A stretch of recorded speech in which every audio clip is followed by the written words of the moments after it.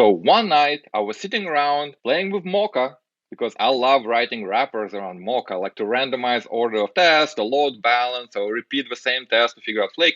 So I was playing with Mocha and I was thinking, how cool would it be to have like a little Mocha just sitting somewhere on the internet, waiting, like already running, just waiting for tests. So you don't have to spin the new thing. You just, hey, test this test, like run it, like you're already there. And then when you finish, come back, I'll give you a second test to run, like kind of like little Mocha worker. And that was a success, right? Like this nighttime experiment. And then we decided, well, Cypress is nothing but Mocha engine with controlling the browser.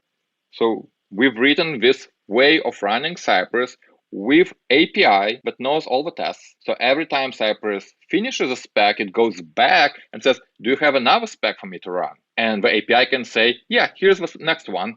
And when you're done, come back to me. So each CI machine doesn't just run all 30 spec files. Instead, each CI machine goes to the API and says, I'm about to run 30 specs, or should I do something else? And our API says, hey, wait, there are 10 machines already joining this group for this particular test run.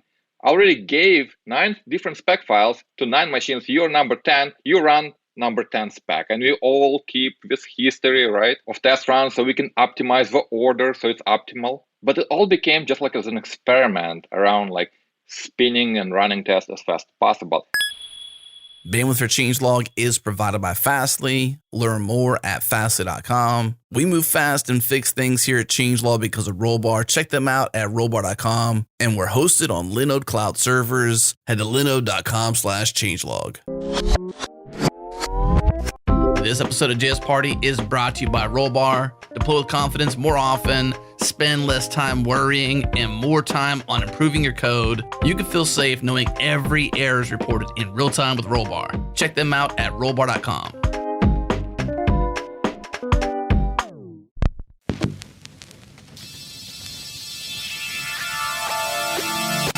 Welcome, everyone. You're listening to JS Party, a weekly celebration of JavaScript and the web.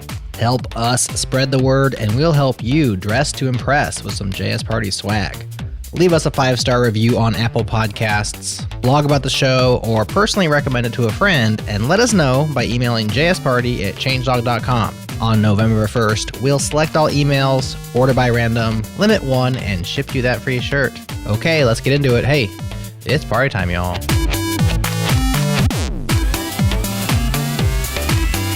You know what time it is? It's JS Party time, and we are here for another exciting edition. Today, I am joined by 2 of my internet friends. Amel Hussein is here. What's up, Amel? Hey, everyone. And we're talking testing, so you know Chris Hiller is in the house. What's up, Chris? Hello. Good morning. Good afternoon. Good evening. Just go ahead and shift that to your locale and apply it as necessary. We're also joined by a special guest, Dr. Gleb Bahmutov, a PhD and a JavaScript ninja. I'm going to stop introing Gleb, and I'm going to let Amel intro Gleb. Yeah. Go for it, Amel. Thanks for passing the mic. Jared is basically sparing me going into a super long soliloquy, so he's just passing on the mic. Yeah.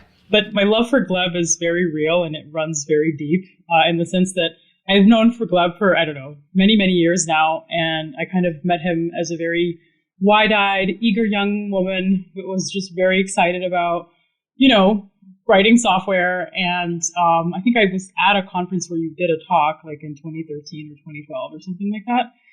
And Gleb has just been someone who's continually kind of pushed a lot of great packages in the open source community. He's has a wonderful blog. He's constantly teaching and learning in the open, and really kind of has, I think, pioneered end-to-end testing practices with like some of the leadership that he's had in Cypress. And so just Gleb is just an all-around wonderful person, and we're super lucky to have you here today. And also just we're lucky to have you as a web community. So thank you, Dr. Bahmutov.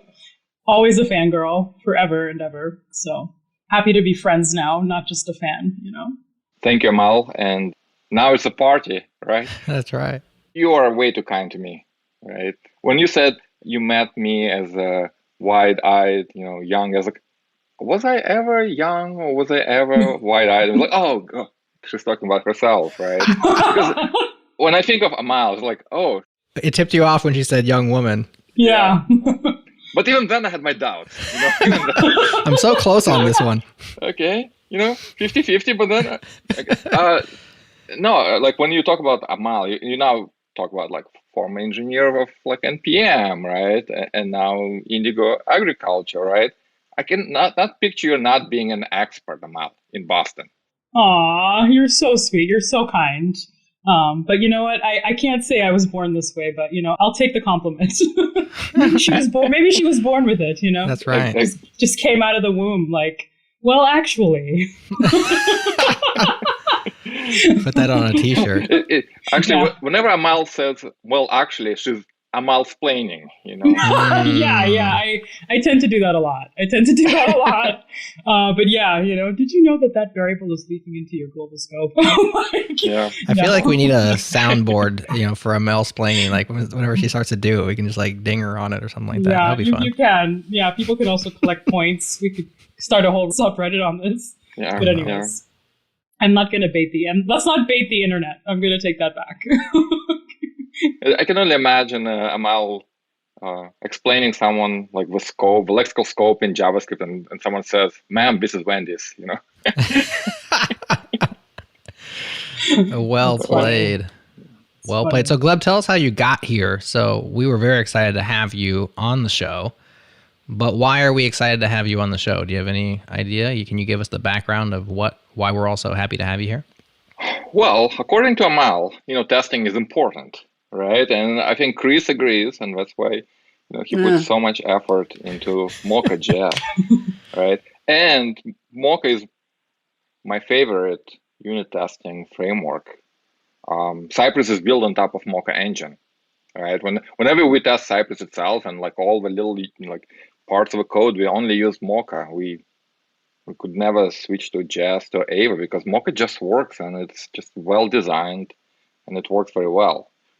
So for me, the testing is always something I was interested in. And not just testing, right? Testing is just like one solution to a problem. And the problem is quality software, right? Like people don't come to you and say, hey, can you test this? No, people come to you because they say, my application is not working, or I suspect it's not working as good as it could be. It doesn't work for some users. What can we do? And then you start kind of thinking about it. And testing is part of the answer. But this is a huge, huge pet peeve of mine. People think like, oh, you're writing an NPM package or some code. No. I'm trying to solve a problem.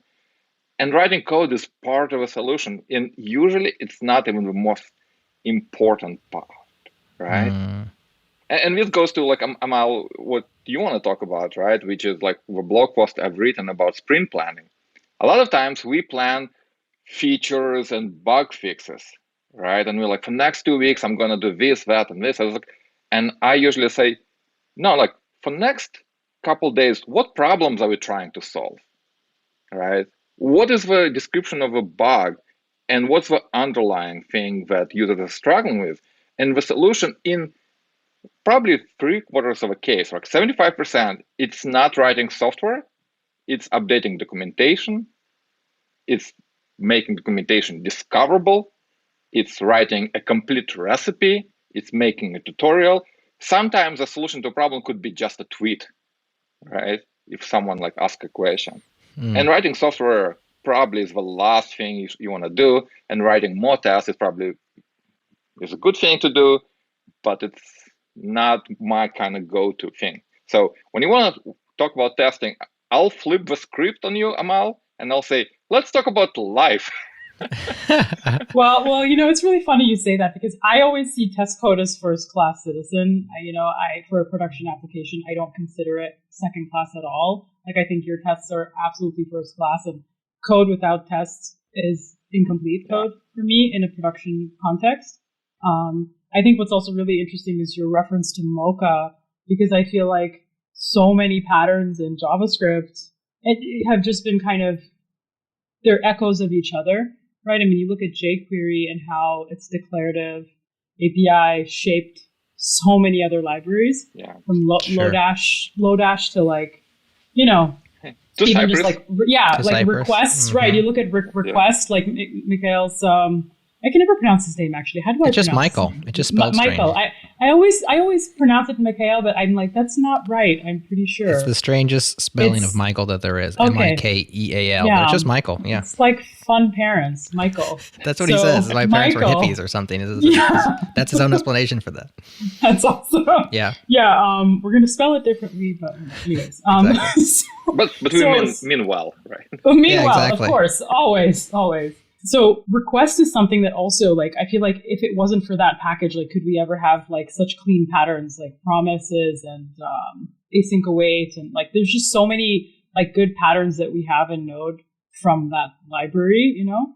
And I think like for me, Cypress is like jQuery meets Mocha meets like request meets, there's just so many echoes of like other packages that have like heavily influenced our community, you know? And so it's just so nice to kind of see the continuation of like standing on the shoulders of giants, you know, and with every kind of push in the ecosystem. So. Yeah. Gleb, give the listeners a Cypress 101. What's the skinny real quick so we're all on the same page? So you want to test your application just like a real user would use your web application. You want to open your browser, you want to visit a URL, then you want to find maybe a button and click on it, and maybe a pop-up appears, right? So that's what you would write to a user if you were testing it manually, right? Open URL, find a button with this label, click on it, check if a pop-up appears. So when Brian Mann created Cypress, he created an end-to-end testing tool for anything that runs in a browser that kind of mimics the same approach, where Cypress spawns a real browser that it finds on your system or Electron browser, visits the actual URL, finds a button, and then clicks on it. But the key point there is that we're trying to mimic how a real user uses your site. So for example, when you want to click on a button, you don't want to just click on an HTML element that you find. You want to first check if button is visible, right? So if your page is like very super tall, you want to scroll to that button to be in a viewport and then click on it. And then you also don't want to just blindly click on a button if it's disabled. So we check if this button is actionable, like not disabled, not covered by any other elements on the page, because the real user would not be able to do that.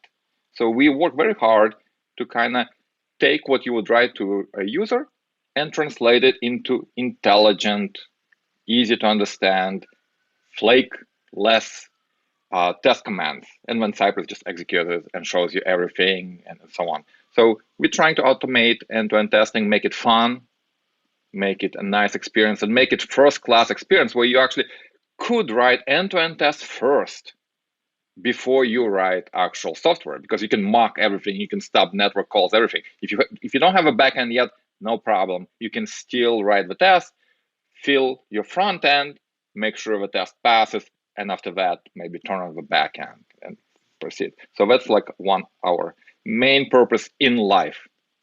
If we can limit ourselves to just this. So I apologize. I haven't actually had the occasion to use Cypress because I don't normally work on the front end.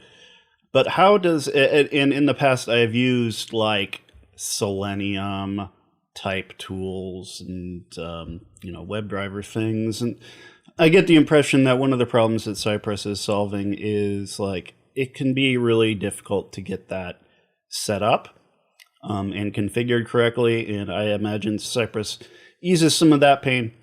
But I guess what I'm curious about then is, of course, you have your test frameworky stuff, like your suites and whatever, and your tests and your hooks, I assume. But then you have this other API that, performs these actions in the browser, right? Right. And that API is going to be, you have like a different philosophy then versus something like how you would use Selenium to XPath and all that crap. How does that differ? So Chris, two things, right? One is the difficulty of setting up, right? If you're setting up Selenium or something, you have to install specific things, install specific drivers, right? You have to jump through a bunch of hoops before you can write your first test. Yep. With Cypress, you can start the same way you would start with Mocha. So with Mocha, you do like npm install Mocha or yarn add -d Mocha, and then you're good to go. So the same with Cypress. It's npm installation, npm install Cypress or yarn add Cypress, and that's it. There is nothing else to configure. It already comes with its Electron-based test runner, which includes Electron.js browser. If it opens and finds other browsers on your system, it will show you the list, so you can like select Firefox or Edge or Chrome, whatever you have there, and run those browsers. So, but then it's like, what's the API for actually writing tests? And in that case, everything is chained of a global object called site, like CY.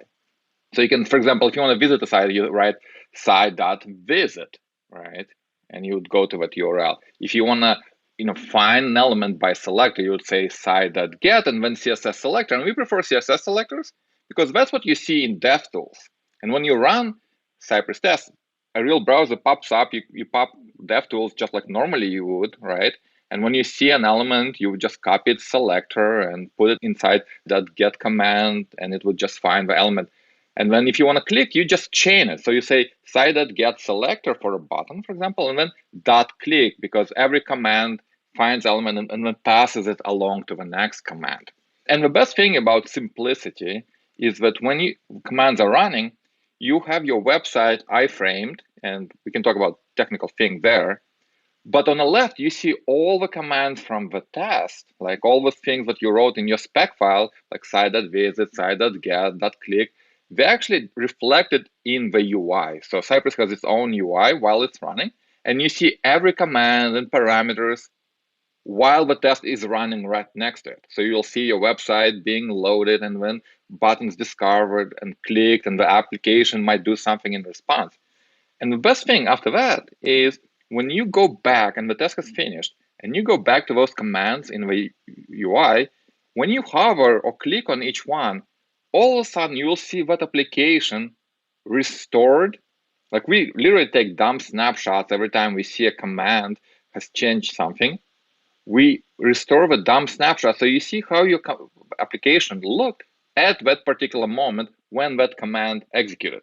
So you will understand like which button we clicked because it's highlighted there. When you click on something and something appears, we show you before and after state of your DOM, so you know what application has done in response to that test command. So that kind of time traveling debugger and seeing everything and being able to open DevTools and the application running, I think it makes it special. And right now, there is a huge kind of like a waterfall or a dam broke, right? So anyone in computer world is writing their own end-to-end testing tools, right? It's not just Selenium or WebDriver or Nightmare. Now you have Puppeteer from Google, you have Playwright from Microsoft. I'm sure Apple has some secret thing, iOS. They need a good name, right? Something like iOS Clown or something, right? You have Jest, but you can run with Puppeteer in conjunction. All those tools are great. Everything is fine, right? There is plenty of empty, room to grow in end-to-end testing. But all those tools, they run the test runner outside the browser. So when you use, let's say, a Selenium command, like get me this element by selector, and then click on it. These are two different commands sent to the browser from external test runner. And once they arrive, right, let's say you find an element, you arrive, you find the reference, come back, then you send another command, like click on the element you found. Every time you go and try to click, well, at that point, the element might be already gone, might be disabled, right, because application is live. And so by the time you try to click, well, the element is gone, or now is like read-only, or covered by something else, and the test randomly crashes, and that's why you have flake. So Cypress, by running things in an iframe and having all the tests in another iframe, but inside the same event loop, can find a button, check all those things, and if all things passing, click on it. And if it's not passing, if element is covered by something or is read-only or disabled, well, Cypress just retries, waiting right there in event loop, and then when it notices the button is no longer covered, it can click and everything is fine. And you don't have to put waits and all those things. And it's only possible because we execute code from the test runner right inside the browser. So That's how we are different from everyone else in the game right now. That's incredible. I don't know if Chris is quiet because his jaw is on the floor, but I'll give you a minute to pick up your jaw, Chris. But it's this intelligent functional runner, like functional test runner. That's a little bit more than Selenium because it's not just this bot that's clicking stuff. It's like you have all of the intelligence of like browser APIs and then just kind of, all this logic around knowing when you're doing something async and when it should retry. And it's just, I don't know, it's just like intelligent test runner in a box is Cypress.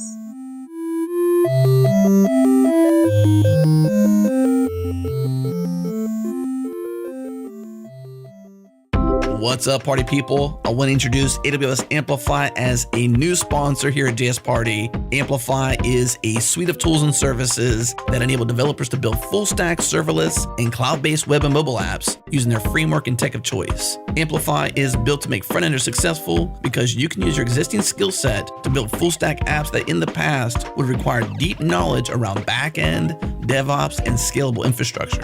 Amplify simplifies all of that. Amplify gives you easy access to hosting, authentication, managed GraphQL, serverless functions, APIs, machine learning, chatbots, and storage for files like images, videos, and PDFs. Check the link in the show notes for details or head to awsamplify.info/JSParty. Again, awsamplify.info/JSParty.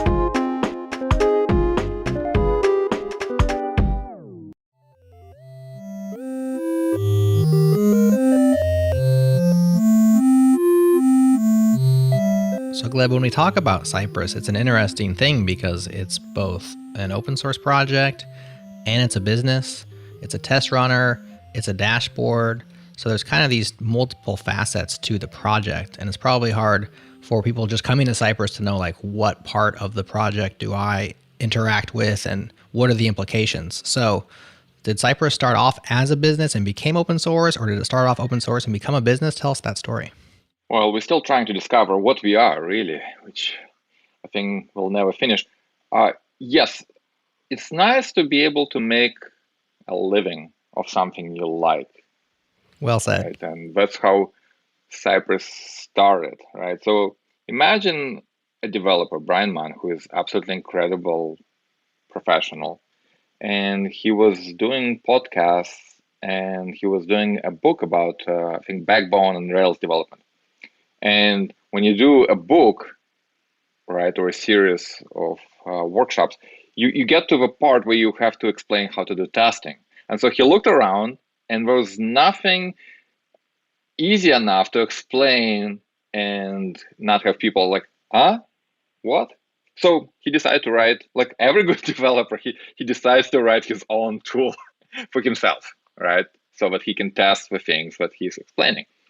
And so at that time, Electron became popular. So there was some nifty technical tricks he could do to actually take Electron browser, load the site that he wants to test, and then be able to control it, right, in framework independent way. So then he thinks, well, this is a great tool. Can I make a living working on it, right? Which is very, very hard problem to solve. And so he approaches companies, right? Says, hey, I have this great tool. If you pay me a license fee, then you can use the tool to write your end-to-end tests, and it's so much better than anything you're currently doing. And most of the companies tell him wholeheartedly, no. And you know why? Because if a startup approaches you and says, hey, invest time using our private tool to do something that's like integral part of your pipeline, what happens if that startup goes away, right? Just falls or raises the price 10x? Well, you already invested so much time, you either pay 10x or you abandon all that effort and the knowledge and all the things, right? So trying to convince someone as a startup, hey, use my tool and adopt it is super difficult. So especially with competition from other open source tools like Selenium that are not going anywhere. And so then when I got there, after using the tool in private beta for a year, we've decided to actually do something else.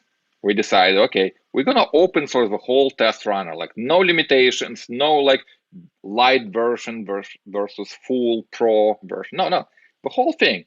You wanna run your test, you have a tool, fork it, keep an archive around.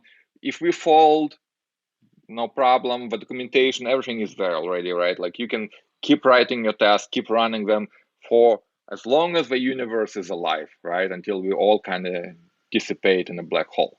So that was nice. Then adoption like shut up, right? Because the tool is actually like objectively a good solution to testing problem. No conflicts of interest here. No conflicts, right? So 99% of the time I'm on a podcast or even during Cypress workshops, 99% of the time I don't try to sell you anything, really. I only talk about open source tool, right? But then we needed something to actually earn money. So we tried like robbing banks, forgery. It's difficult to make a living, actually, especially, in Atlanta and Boston. Like people are smart around these areas, right? I could never. Anyway, but we decided, okay, you run the test. Cypress saves you a video of a test run. It takes screenshot on the failure. You have those test results, right? All those test artifacts. Well, what happens to them? Well, if you are an individual developer or a small team, you can just store those test artifacts on your CI yourself, on your Jenkins box. And if something fails, you can just look at those test artifacts, like download the video, watch it, on your machine, understand why the test failed, fix it, and so on. Absolutely fine. But imagine you're a business and you're running hundreds of tests, right? Like all the test artifact management, looking at videos, looking at screenshots, trying to understand which test is failing is difficult, right? So then we decide, why don't we build a business storing those test artifacts and allowing you to easily view them, allowing you to look at the history, allowing you to see the history of a test, which test is flaky, which test is slow, and so on, right? All the things that don't make much sense to small projects, but become hard problems in a large organization.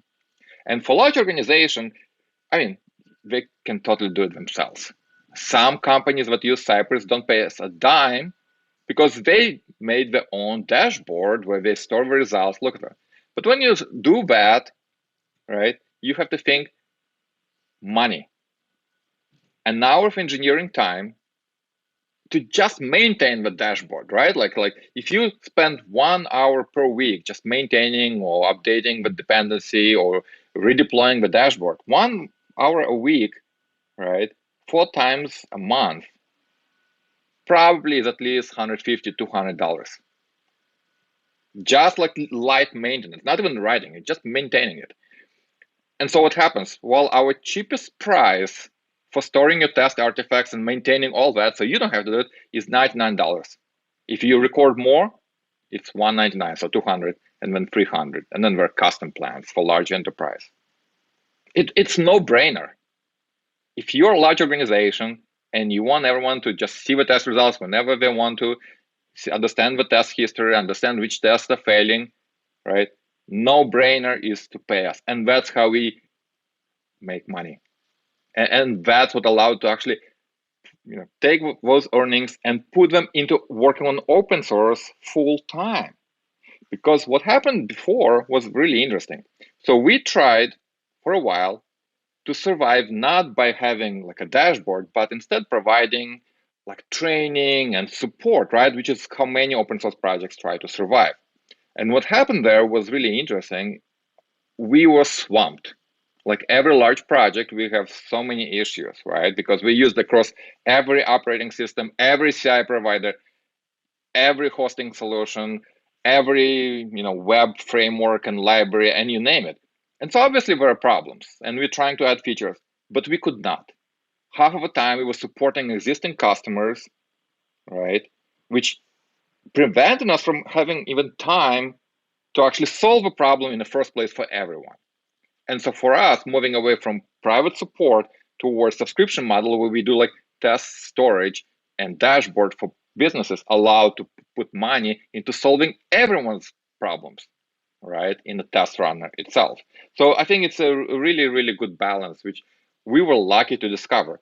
And going back to Chris, the first paid feature that actually allowed us to survive, right, that actually became why people wanted to pay money, was not even the test artifacts in the videos.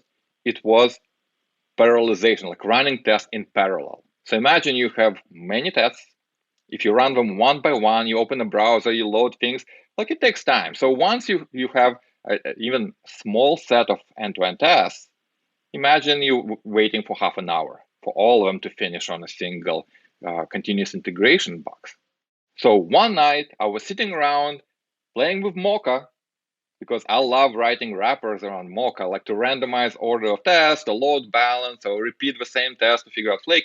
So I was playing with Mocha and I was thinking, how cool would it be to have like a little Mocha just sitting somewhere on the internet, waiting, like already running, just waiting for tests to run, right? So you don't have to spin the new thing. You just, hey, test this test, like run it, like you're already there. And then when you finish, come back, I'll give you a second test to run, like kind of like little Mocha worker. And that was a success, right? Like this nighttime experiment. And then we decided, well, Cypress is nothing but literally Mocha engine with controlling the browser. So we've written this way of running Cypress with API that knows all the tests. So every time Cypress finishes a spec, it goes back and says, do you have another spec for me to run? And the API can say, yeah, here's the next one. And when you're done, come back to me. So each CI machine doesn't just run all 30 like spec files. Instead, each CI machine goes to the API and says, I'm about to run 30 specs, or should I do something else? And our API says, hey, wait, there are 10 machines already joining this group for this particular test run. I already gave 9 jobs, 9 different spec files to 9 machines. You're number 10, you run number 10 spec. And we all keep this history, right, of test runs so we can optimize the order so it's optimal. But it all became just like as an experiment around like spinning and running tests as fast as possible. And that became real sellable feature, right? Because people pay for it. It makes sense for organization with lots of spec files to run them faster so that developers don't wait for it. And again, test artifact storage and faster test runs, all for $99 a month. Sign me up. Like I don't even want to discuss it, right? Like it makes such a good business sense. And I'll tell you more. So in previous organization where I actually use Cypress, we could not use the dashboard, like external services. Like we were all about finance, so we kept everything in-house, hosted our GitLab and GitLab CI and everything. So we actually manage all this parallelization ourselves. Like every time you commit code, it would regenerate the CI file so that we spin our own boxes. Like, and I mean, we open source as a tool. Feel free to use it. But then I was like, why? Like, why would I manage that? I can just concentrate on what I'm doing best and not manage my CI server or my parallelization or my test artifacts. So in conclusion, right, here's my advice to anyone trying to make a business out of open source. As an individual contributor, you can probably support your project a little bit by providing private trainings, workshops, right? Maybe a support, right? And a good example of that is the maintainer of Redis, right? Just supports one company, gets paid a lot of money, and invests in open source work. But I think it only works for maybe one developer at a time for smaller projects. As soon as you have a group of people, right, you need something else, right? Not just support, but additional services. So if you're working on something, maybe you like a good example would be Ghost, blog editing, right? Open source project, but they host it for you, so you don't have to do anything, and so you pay for that. So they provide extra service on top of it. If you can provide the service that makes sense for a company using your open source project, like completely complementary, right? Not like light versus full version, but instead saying, if your company loves this tool, like really loves it, uses it a lot, well, you will hit this problem, and then we can provide solution to that, so that all the individual users, smaller, plan users can still do everything for free. And yet the companies who really, really are a big fan, they kind of self-select by being big fans. They can come back and say, hey, I have this 100 things now. What can I do, right? And then you say, well, we came up with a solution for this particular need. We know you love us because you have 1,000 tests. So for 1,000 tests, here's the thing. So I think we are super lucky because we were sitting around a table. Well, it probably was virtual table back in the day. And we're like, we know we had hit a home run with Cypress Test Runner, but we need to hit a second home run with like the dashboard, right? What value can it provide to actually justify our existence and paying for the whole team?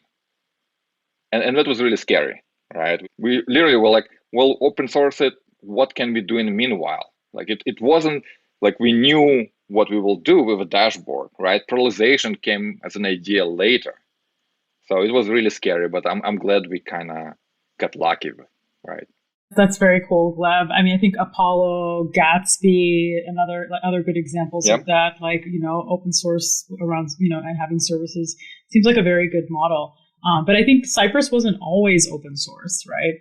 And I think that's kind of maybe one of your other claims to fame was helping Cypress actually get open source. Like you joined the company and then 6 months later, like I think the first thing that you worked on was like, okay, I'm now VP of engineering at Cypress, so let's work on open sourcing Cypress. Like, so like, what was that journey like for you? And like, what were the challenges of like going from a closed source to open source? Like, I can't even imagine like how much work that was. And it wasn't too bad. Yeah, like really? Okay, you don't have to like the whole and being embarrassed about your code. I think is another like barrier to entry. That I didn't say. That was true, right? That was absolutely true. So when I joined, like we talked with Brian Mann for a year, right? We chatted about features and so on until I finally joined, and we had like this idea, but it was his idea to open source. That's the only way to. He had to convince like other people in the company. But we had this bunch of packages that had to be assembled into the final test runner. So the 6 months that I was there, we were cleaning up code like crazy, bringing everything into one monorepo, you can call it, right? Getting the CI to build not on our machine, like one off, right? But actually setting up everything to be, Linux CI, Windows CI. That was actually my probably first big project was to get Cypress to actually work on Windows, right? Because it didn't work before. Getting like Mac OS built on CI with code signing and everything. So just getting that parts all together, cleaning it up, making sure the tests happen and pass, and then releasing it. Because now all of a sudden, right, the open source brings so many eyes that look at your project differently. You cannot, fool them anymore. Everyone can look at that. And when everyone discovered that we wrote the whole thing in CoffeeScript, I mean, people were upset. There was a mob outside our doors, right? People were ready to burn Atlanta for the second time. Why were they so upset? Well, CoffeeScript now gets this, kind of bad rap. Yeah. But Cypress was started 6 years ago when there was no JavaScript ES5 or ES6, right? There was nothing. The JavaScript was in awful shape. And CoffeeScript was much better. And it's amazing. It's the same person who has written CoffeeScript and Backbone and Underscore, right? Like the top 3 projects from like probably mostly used 5-7 years ago were all one person. It's incredible. And we used all of them, right, at Cypress. So just trying to get the code into one cohesive shape with one good build that was green most of the time. We still haven't solved that, but it's okay. and just getting it releasable and not be ashamed, like, was a huge undertaking. But we got through it. Yeah, and I'm seeing 210 contributors to the core project so far, and dozens of plugins and packages. So, you made a good choice, right? You got some wind behind your Steam's or sales. Am I saying it right? Sales. Wind behind your sales. So Sales congratulations. behind our sales. Sales Yeah, behind some your sales sales. behind Yes. your Not to sales. be not to be confused with Sales.js. But yes. Thank you. It's a good project. I really enjoy working on it. Our contributors are awesome, internal, external, and just the reception, right? We really have a Slack channel with like awesome tweets that people, when a person tweets that we've made testing fun and how much we enjoy the process, we're like, that's why. That's why we're doing it.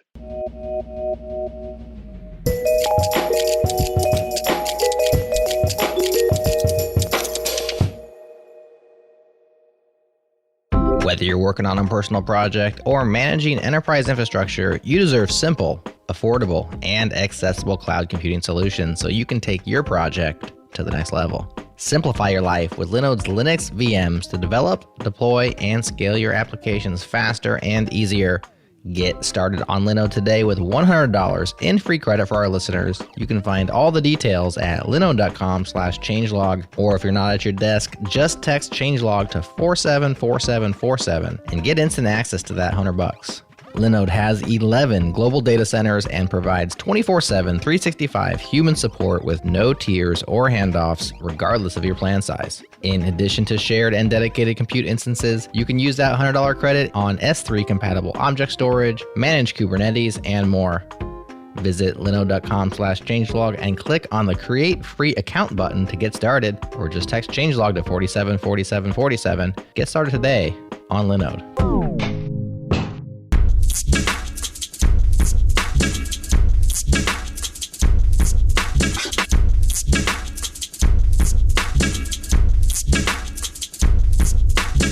So one of the intimidating things about testing is that when people talk about it, there's lots of different kinds of tests that get thrown around. There's unit tests, there's acceptance tests, there's end-to-end tests, there's system tests, there's integration tests. A lot of these are different things. Many are different words to describe the same kind of thing. And so maybe a way that you can help people understand better testing, like the ecosystem, Gleb, is help to describe the different kinds of tests. We know you describe Cypress as end-to-end testing, and that's where you drive the entire browser, like front end to back, make sure it all works exactly the way that you'd expect. But that's not the only kind of testing there is. So give the people an explainer on the different test types. So typically people say that testing is like a pyramid, right? So imagine a pyramid like in Egypt. Mm-hmm. So at the bottom, you have very, very wide layer of unit tests. And unit tests are the test the smallest piece of code. Imagine you write a function that adds two numbers. So you write a test. If I call that function with arguments 2 and 3, do I get 5? And every language under the sun has a unit testing framework, right? Because it's so easy. Just load a piece of code, run it, check the result that you get, make sure it's what you expect. So that's why the bottom of a pyramid is usually very, very wide, because it's easy to just write hundreds of tests to exercise all your little components. And when you move higher up in a pyramid, and now you're trying to put units of code together, right? Maybe you're trying to use a to-do class that represents something and that uses some other pieces of code, right? You're now mostly trying to see if a couple of units of code work together, how they integrate. And that's where you discover parts where the backend team and the front-end team actually did not communicate very well. And so my module doesn't work very well with another module, right? And then at the very top of a pyramid, you have end-to-end tests. An end-to-end test is when you're trying to run the whole thing, right? And user would. So for example, you open a website in your browser and you navigate and you work with your web application and you check if it updates the page correctly, if it calls the backend correctly. The top of a pyramid is usually very, very sharp. And that's because you're not supposed to write many end-to-end tests. And I think this is absolute thinking nowadays, because why was it hard to write end-to-end tests? Was because, it was hard to install the end-to-end test runner. It was finicky. It was flaky. The tests were flaky and didn't give you much confidence. So you actually spend more time maintaining those end-to-end tests than you would actually spend time writing your web application. So many people say, no, write many unit tests, write many integration tests, but just a few end-to-end tests, maybe just as a sanity. And when we look at what Cypress allows you to do, which is write many useful and no or very little flake tests, then you want to write more end-to-end tests, right? Like you want to make the pyramid like almost as a rectangular, or maybe as a pizza slice where you have a lot of end-to-end tests and few unit tests. And it goes back to efficiency. So if you exercise a test, like if you test a small single function that adds to numbers, well, yeah, the test is easy, it's fast, but it really only hits that particular function, right? But your web app is large, and potential sources of errors are not just logical errors in your functions, it's integration, assumptions, right? It's your bundler, it's your transpiler, it's your code deployment, it's your backend server, it's your DNS configuration, it's all the environment variables that you have to set correctly in the backend and the front end, and all the little internet stuff in between, right?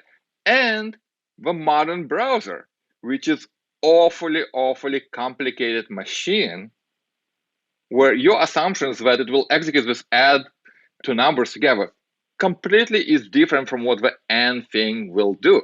So when you think about like what's the effectiveness or how much do you actually exercise, how many potential errors can you find? Well, the unit test can find you a few logical errors, right? Which is great. I write unit tests for that all the time. But all possible sources of error are discovered by end-to-end test. If you can test the site you just deployed and go through the main user story just like a human user would do later on, and if that works well, the chances are when the real user goes through the same thing, it will be successful. So for us, the end-to-end test should be the primary focus. So if we kind of flip the pyramid and we make the top wider and wider and we'll write more and more end-to-end tests because they're effective, and we make it almost like a pizza slice where we write more end-to-end tests, or if we start with end-to-end tests, it makes sense. And what happens recently? Well, a functional tester or test runner like Cypress, it finds the text, clicks on a button, right? Does all those things. But it only verifies that the application works. It doesn't verify that the application looks good, right? And we all are humans, we like pretty things. So we like styles. Some people even add CSS to their apps. I don't know why, but it's crazy.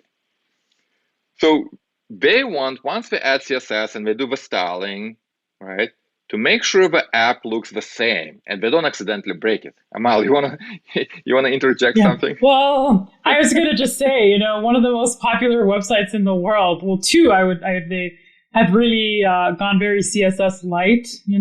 I would say Craigslist and Wikipedia. Yeah. There's something about basic web, Right. I gotta say, like, as much as I am a huge fan of CSS and beautiful design, there's like my brain is like equally happy when I see basic websites that Absolutely. are functional and very fast. Absolutely. You know what I mean?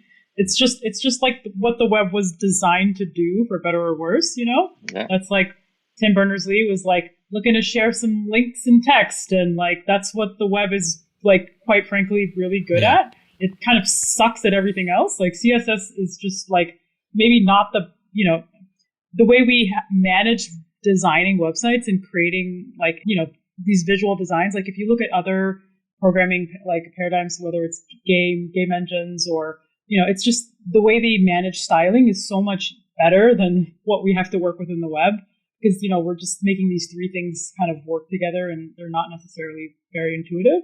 Sorry, I had to go on a tangent there. I'm sorry.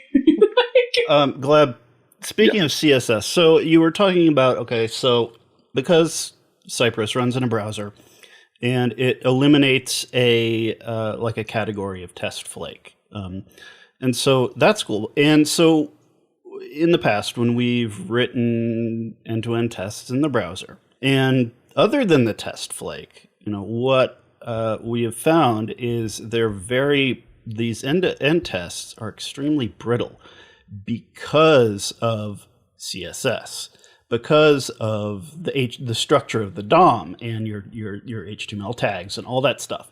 And if you have those end-to-end tests that assume the structure looks a certain way, or if you're using styles that you assume are going to always be there, and some designer comes along and changes things, well, your tests end up breaking. And so do you have any advice, or maybe is there something Cypress does to avoid some of that churn in these end-to-end tests? Absolutely, Chris. We at Cypress, we put a lot of thought in our documentation, right? We're trying to explain how Cypress commands work in excruciating details. And we also have a bunch of best practices for writing end-to-end tests. And one of the practices is how do you even select the elements that you want to interact from your test? And we say, well, don't use CSS styles because they're used for styling and can change, like you said. Don't use deep nested selectors because that assumes the whole structure will never change. So we advocate for using specific data attributes like data test ID for selecting the element, right? So that its purpose is clear and you don't accidentally change it. You only change it when you want to change it for real. Another thing that is really popular nowadays is a family of libraries called testing library, right? Where we say, don't test the implementation, test the interface, but allows you, for example, you to select elements by label, right? Which is so useful inside the forms, or by ARIA role, right? So where you don't actually depend on the style or the structure, but instead you tie your test to the elements by their role. And that's a lot less brittle.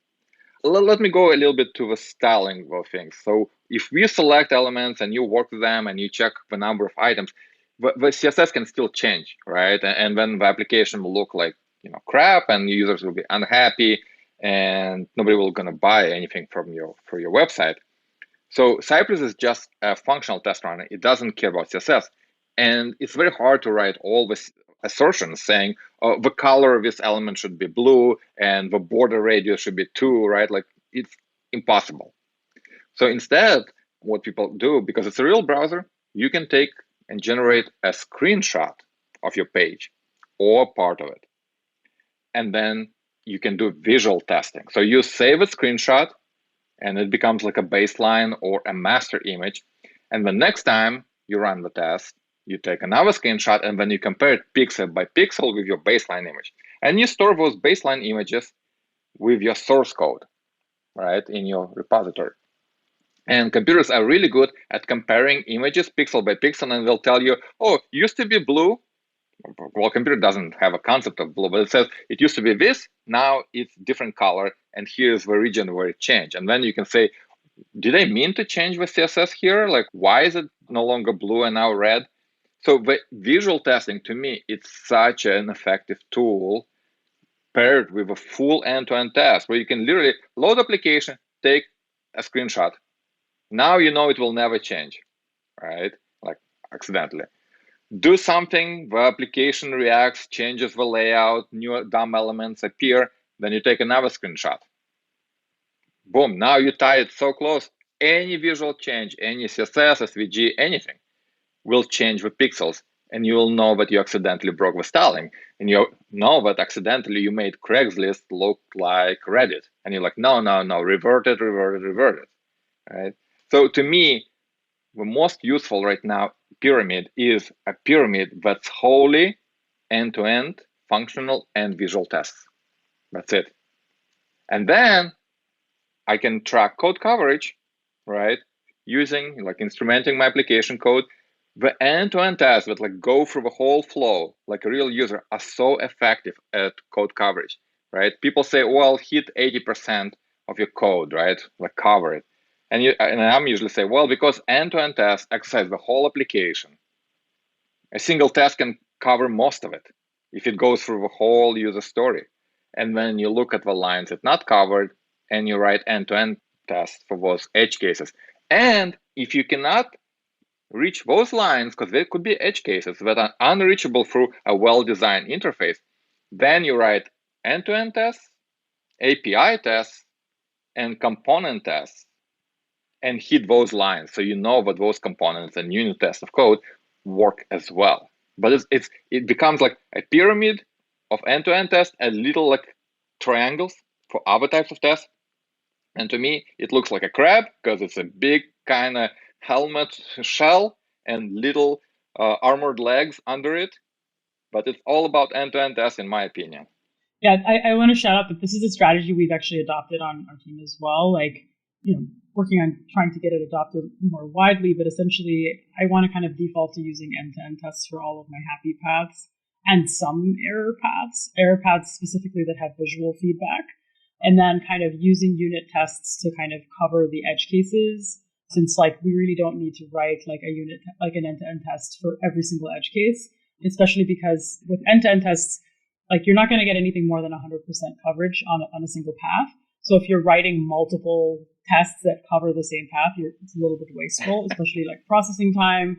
So really, like, it's a very good kind of shift to kind of actually write end-to-end tests for like as your default, and then unit tests for your edge cases and error handling, things that don't make sense in an end-to-end test. And that way, and using the coverage reports, you can actually look to see like, what are you covered for with your end-to-end tests? What are you covered for with your unit tests? And also we have a combined report of like our end-to-end tests and unit tests using some plugins from Cypress. So that's nice. You can see the combined number as well. And, so it's just a really great shift.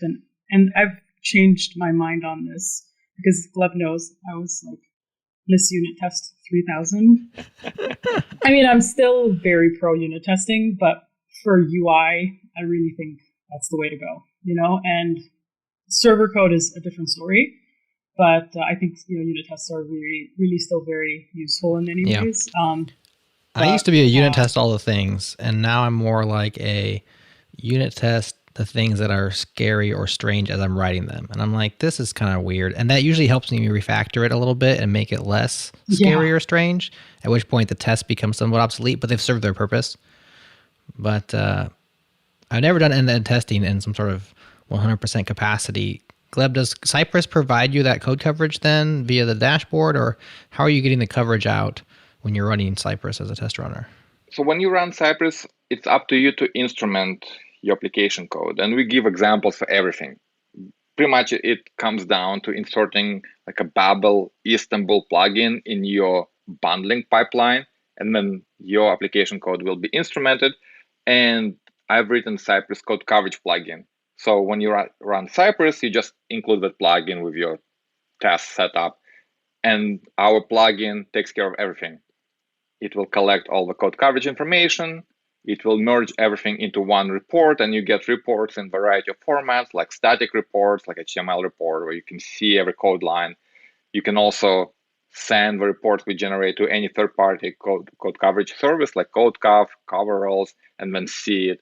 And then those services usually comment on your pull request saying code coverage dropped or remained the same or increased. And Amal, you call yourself a senior engineer and you're not hitting 200% code coverage. It's a shame. Yeah. Shame. For 200 shame. is the new. I mean, it's a shame that, it's just like, I haven't joined the world of, I would say, over-optimizing.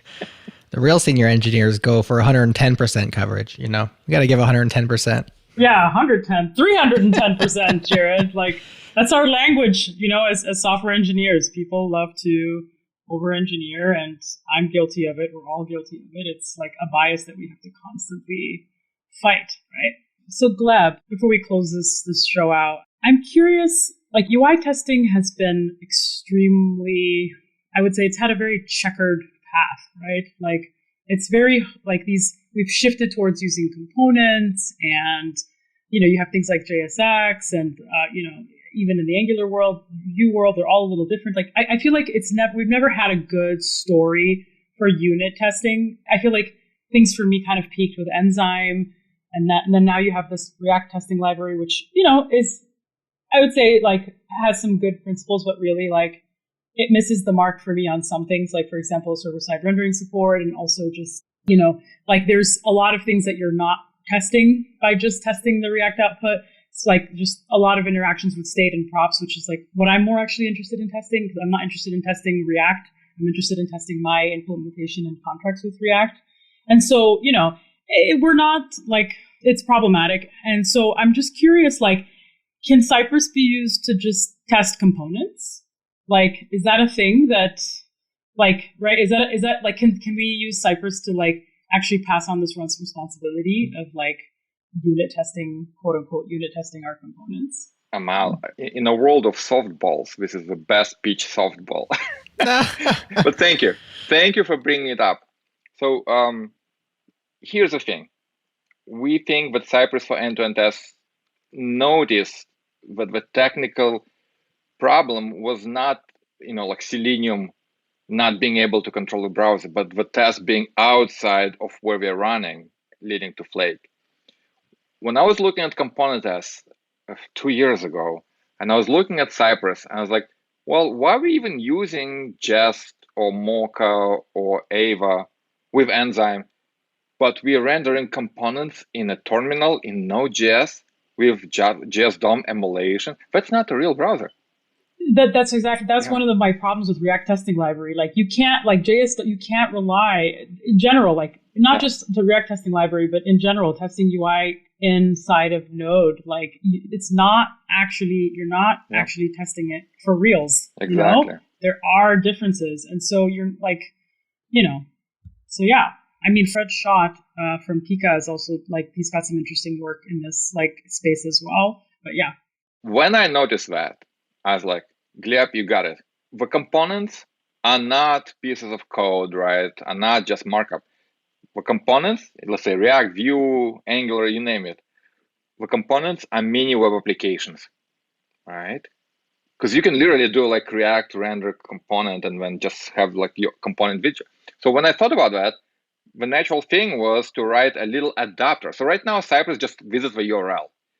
Doesn't care about your framework, doesn't care about anything, just the DOM and runs it. So with frameworks, I decided, okay, well, why don't I write a React adapter? So I called it Cypress React Unit Test, because it's like the component test are literally unit testing the component.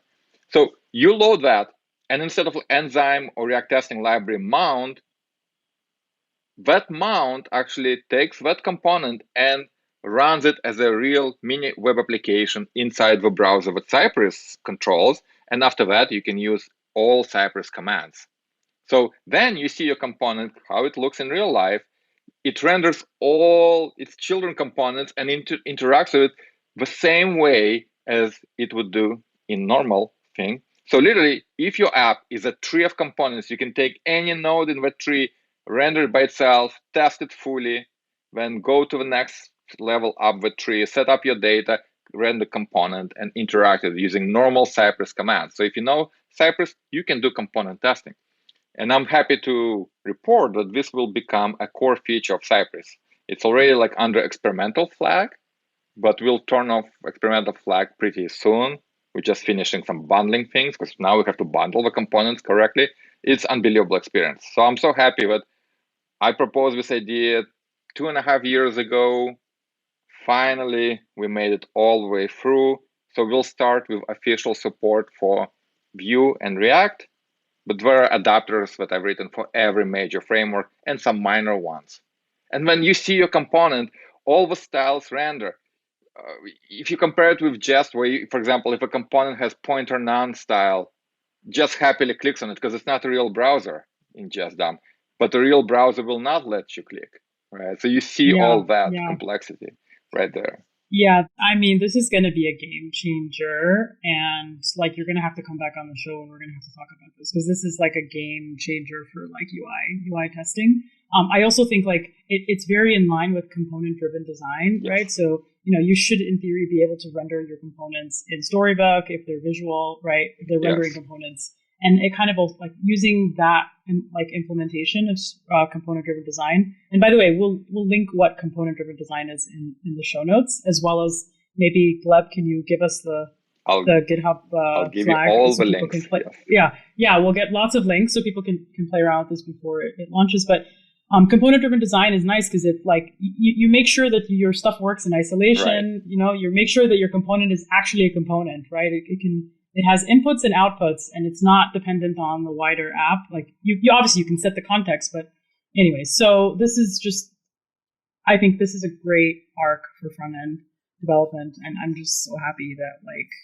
Yeah, what a great time to be alive. Right? Exactly. So let's just we can end it on that high note. There is no JavaScript fatigue. There is only JavaScript party. That's right. I mean, exactly. I'm just saying, this is very exciting. Anyways, so where can people find you on the internet, Gleb?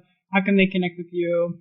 The easiest probably is Gleb, gleb.dev. .dev. I got this top level domain. As soon as it came out, gleb.dev or Bahmutov. It's all leads. Just search for testing and you'll find me. There you go. Yeah. Well, we're happy to have you on the show today, Gleb. So much interesting stuff. Very cool things coming very soon for the JavaScript party. We're always down for that.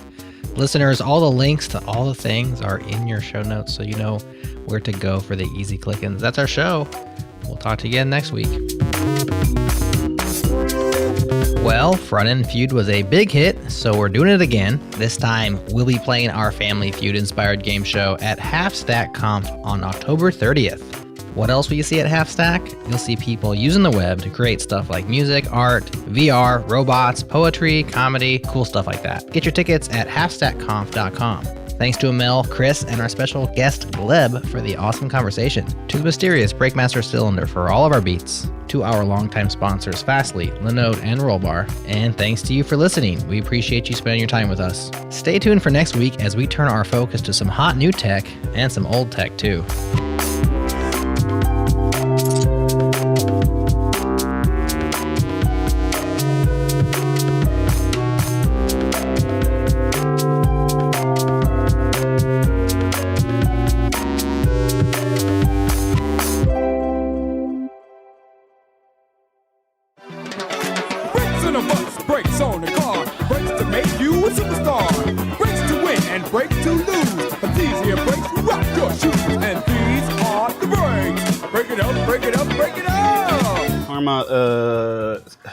I believe how it works is like there's a server and it acts as a reporter. Mel, you might be broken. Your face is broken. And so it bundles all this crap up and like sends all the code to the browser. Your tests run in the browser, and then there's like I think there's a WebSocket that communicates back to the server, and the server dumps the report, the test results into your console. So Karma does run stuff in a browser, but I don't really see people trying to use Karma for these types of, well, that's not true. There's what's that? The Google one, Protractor. Protractor. Right, and Protractor... That was popularized with Angular, I think, right? Right, and I guess it fell out of favor. I don't know, maybe it didn't work very well or something, or maybe it was too Angular specific. But, I mean, that seemed like it's similar to Cypress in that it all runs, all the tests, all the code run in a browser. But, I tried to use Protractor, and the API kind of was not so fun. I don't know, Chris, it might be. I don't remember. I used Karma a long time ago, back when it was called Testacular. Oh, yeah. Yes. I remember that. Yeah. Such a fortune name. Not the best name. They had to change that name, yeah. Testicular is what I keep thinking. That's what everybody thought My of. goodness. Yeah, exactly. Well, I think they were going for spectacular, right? Test plus spectacular, yes. But they just missed the mark really badly. Well, none of them were native English speaker, right? So they thought they were very funny. So that plays a difference, yeah. Although I wouldn't put it past some of us Americans to make the exact same mistake, even with, working knowledge of the language. You want to hear something funny? I use two words incorrectly all the time. Well, I'm sure I use way more than two, but two that I have recently been informed of by people. I use the word flushed out a lot, but it's really fleshed out. Flesh out. Not flushed out. Versus flush out. Yeah, right. E versus U, and then collace versus, collace. The split collace versus collate. Like there's a spelling. I don't even know that word. Collace?